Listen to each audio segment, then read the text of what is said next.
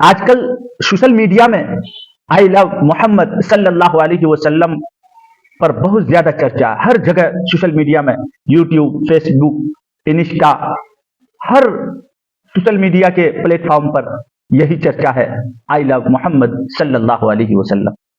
میں بھی چاہتا ہوں کہ اس پر کچھ گوشے گزار آپ حضرات کے خدمت میں پیش کروں. اب تک تو آئی لو محمد صلی اللہ علیہ وسلم صرف مسلمان کی زبان پر جاری تھا. اب میں نے کئی ویڈیو میں دیکھا کہ ہمارے ہندو بھائی اور ہندو بہنیں بھی پوسٹر ہاتھ میں لیے ہوئے برسر عام آئی لو محمد صلی اللہ علیہ وسلم کہنے پر مجبور ہے. مقصد ان کا یہ تھا کہ محمد سے محبت پر روک لگانا، مگر اس کا برعکس ہو رہا ہے کہ خاص سے عام ہوتا جا رہا ہے رسول اللہ صلی اللہ علیہ وسلم کی محبت بحمد اللہ تعالی. دیکھیے، جب کوئی کسی سے محبت کرتا ہے، کسی سے عشق کرتا ہے، تو چار چیزوں کو سامنے رکھ کر کوئی کسی سے محبت کرتا ہے. ان میں سے کسی ایک چیز کو سامنے رکھتے ہوئے وہ محبت کرتا ہے.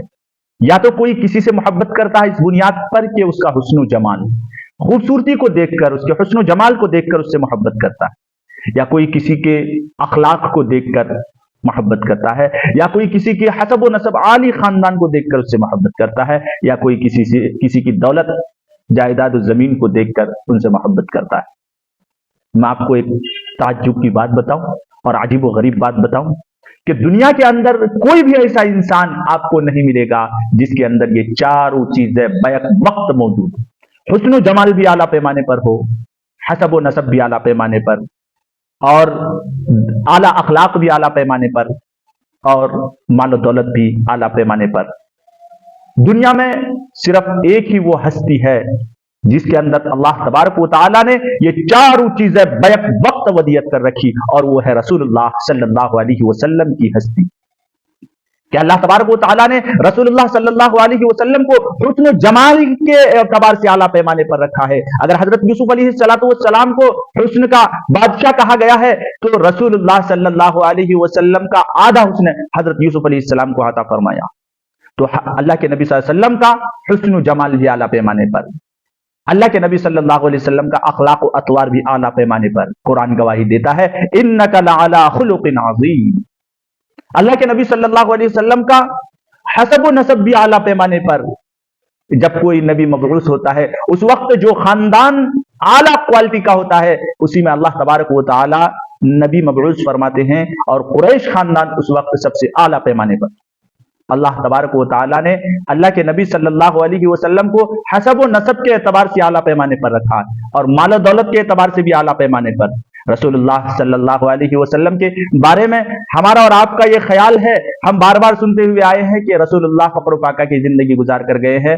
بے شک، مگر یہ امت کی تعلیم کے لیے تھا.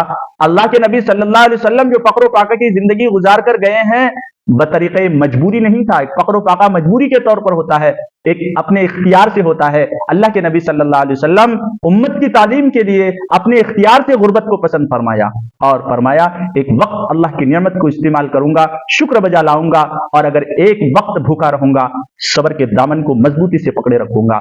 آپ وہ بات یاد رکھیں، اللہ تبارک و تعالیٰ نے حضور سے فرمایا کہ اے محبوب، اگر آپ کی خواہش اور تمنا ہو تو مکے اور مدینے کے پہاڑوں کو سونا چاندی بنا کر آپ کے قدموں میں ڈال دوں. رسول اللہ صلی اللہ علیہ وسلم نے منع فرمایا، مجھے دولت کی ضرورت نہیں ہے.